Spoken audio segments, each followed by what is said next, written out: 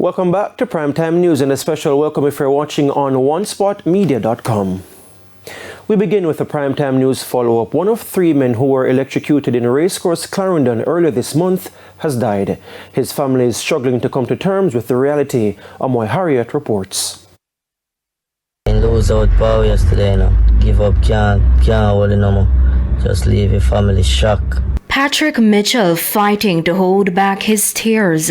His father, 51-year-old Orville Mitchell, was among 3 persons electrocuted in their hometown of Banks Racecourse, Clarendon on the 3rd of August. It's understood that Mr. Mitchell was driving his motorbike when a utility pole fell on him, causing him to lose his fingers at the scene. 2 other men who attempted to assist Mr. Mitchell were also electrocuted but not critically injured. Since the incident, Patrick says his father was fighting to stay alive.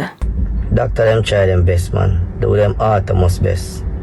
Yes, man. Giving thanks to them to them do, Them put out a great job, but it don't turn out successfully at all. It don't. Although grieving, Patrick is worried about his 2 younger siblings who are now without a father. The family have it rough, All my little sister, my little daughter have it rough. My brother, all of us have it rough, man. Devastating, man. Me I tell her, break down bad, Cause me I tell her, man, say, when him did lie down on the bed, man, me feel like, say, I'm mid up on the bed, Me have to do everything what me have to do to try get up.